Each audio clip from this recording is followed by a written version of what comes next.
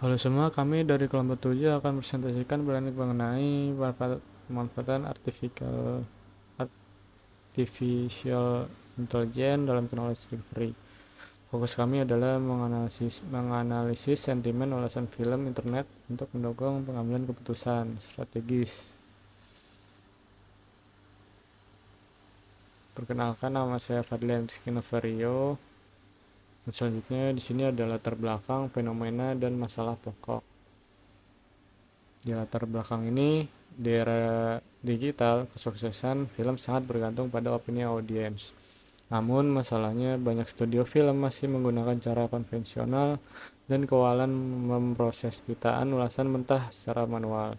Hal ini menciptakan knowledge gap di mana keputusan studio seringkali hanya berdasarkan asumsi, bukan data pasar yang real.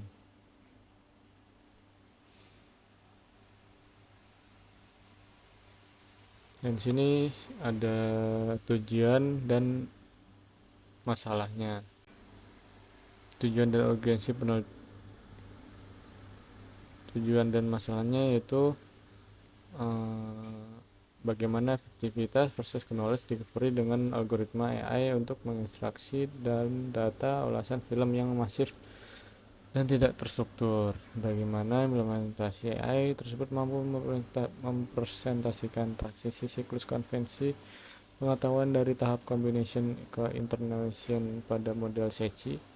Bagaimana wawasan pengetahuan baru hasil internalisation dioptimalkan oleh manajemen studio film untuk keputusan strategis.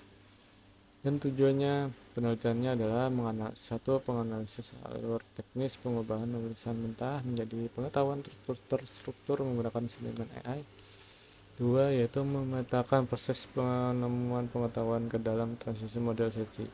Ketiga, yaitu mengevaluasi hasil internalisasi wawasan demi mendukung keunggulan kompetitif studio. Dan sini ada manfaat penelitian dan urgensi strategis. Dalam penelitian ini, kami menggunakan manajemen pengetahuan dengan model SECI.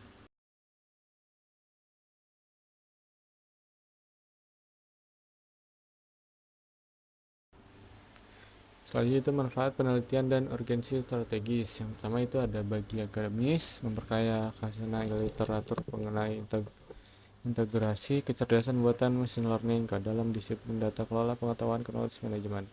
Kedua yaitu bagi industri hiburan, yaitu menyediakan kerangka kerja berbisnis data driven framework untuk mengurangi kesalahan interpretasi pasar dan meminimalisir risiko kerugian finansial produk film.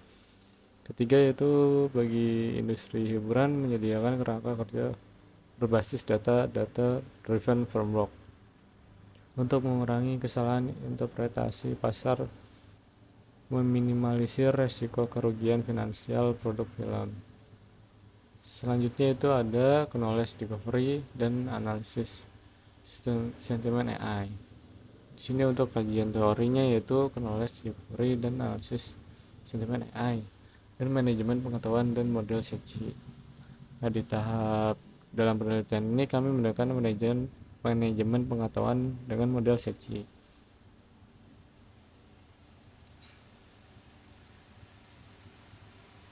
Yang pertama itu ada concept knowledge discovery, merupakan proses struktur untuk mencari pola atau wawasan berharga yang tersembunyi dalam tumpukan basis data berskala besar, big data, berperan sebagai instrumen penyaring informasi dari gangguan noise komentar di internet.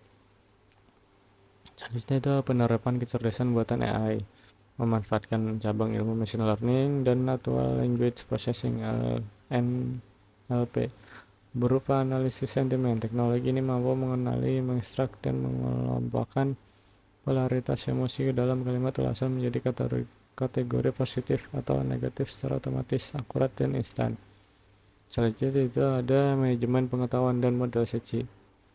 Itu adalah landasan teori KM, manajemen pengetahuan knowledge management, berfokus pada pengumpulan, pengelolaan, dan pembagian aset pengetahuan implisit dan eksplisit untuk meningkatkan daya saing organisasi. Selanjutnya itu ada fokus tahapan Heichi, Nonaka, dan Takeuchi. Yang pertama itu ada tahap combination eksplisit, yaitu menyatukan ulasan eksplisit di internet menjadi laporan analitik yang terstruktur. Kedua itu ada internalization, di mana pemimpin studio meresapi hasil analitik tersebut menjadi insting berbisnis atau ide baru untuk proyek film selanjutnya.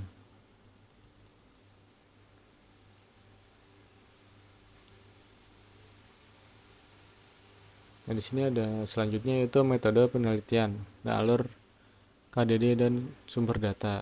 Di fase 1 atau pendekatan itu kuantitatif eksploratif dengan teknik menambangkan data mining berbasis KDD. Di fase 2 itu ada sumber data publik menggunakan dataset sekunder terbuka dari Kaggle, yaitu Rotten Tomatoes Review Dataset.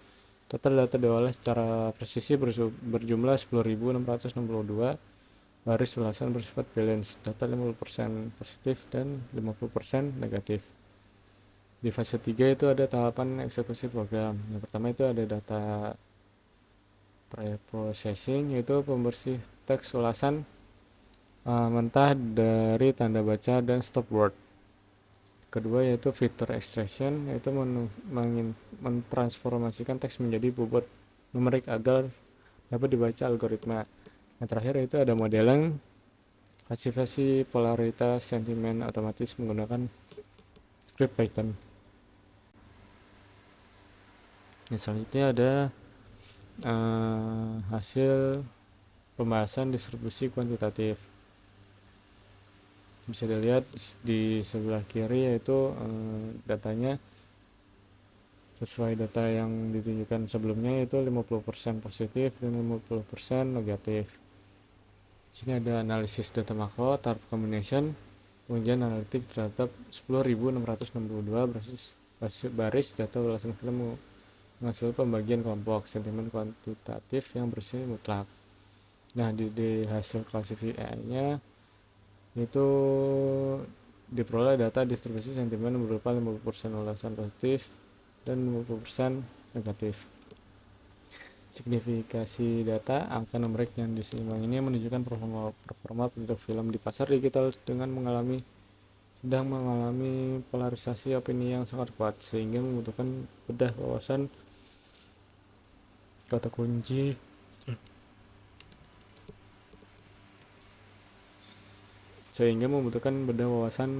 kunci secara mendalam. Dan selanjutnya yaitu ada hasil pembahasan ekstraksi wawasan ulasan positif. Di wawasan ulasan positif ini menemukan pola positif knowledge discovery melalui algoritma visualisasi teks data ulasan positif dikombinasikan secara set pengetahuan eksplisit baru untuk melihat daya tarik utama produk.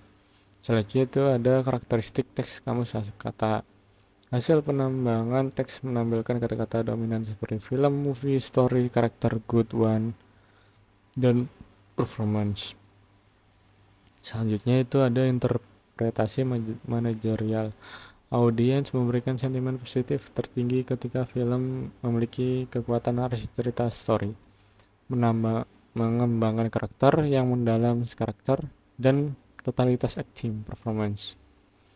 Dan selanjutnya itu ekstraksi wawasan ulasan negatif.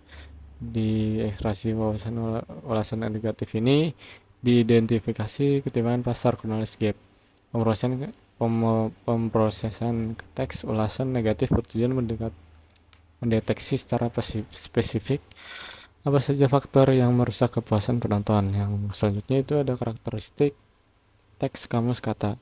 Hasil dari ekstraksi menampilkan kata-kata keluhan yang dominan seperti bad, event, movie, film, story time, dan karakter.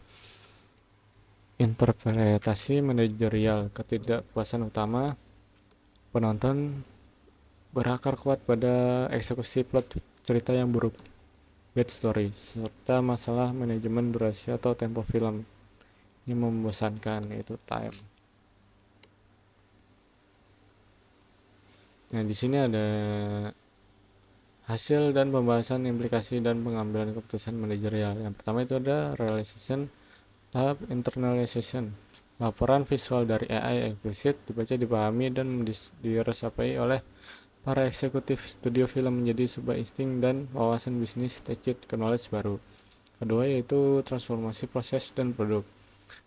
Dari hasil internalisasi, keluhan bad story, dan time, manajemen mengambil tindakan teknis untuk mengevaluasi efektivitas proses penulisan naskah serta memperketat proses penyutingan editing film agar menghasilkan produk akhir yang bernilai tambah, value add and product. Selanjutnya itu keputusan strategis akhir. Studio film secara resmi mengalihkan porsi anggaran pemasaran marketing digital yang lebih untuk dialokasikan langsung pada tim pengembang karakter development dan skenario. Keputusan berbasis data driven discussion. Ini meminimalisir resiko kegagalan finansial studio di masa depan. Nah, selanjutnya itu ada hasil pembahasan implikasi dan pengambilan keputusan manajerial. Itu ada kesimpulan dan saran. Untuk kesimpulan tersendiri itu implementasi AI melalui analisis sentimen sangat efektif berfungsi sebagai engine knowledge discovery untuk mengolah ulasan internet masif dan tidak terstruktur. Kedua yaitu proses ini berhasil mempresentasikan perputaran model search secara sempurna dari data ulasan eksplisit. Kombinasi AI menjadi basis kebijakan strategis manajemen internalisasi.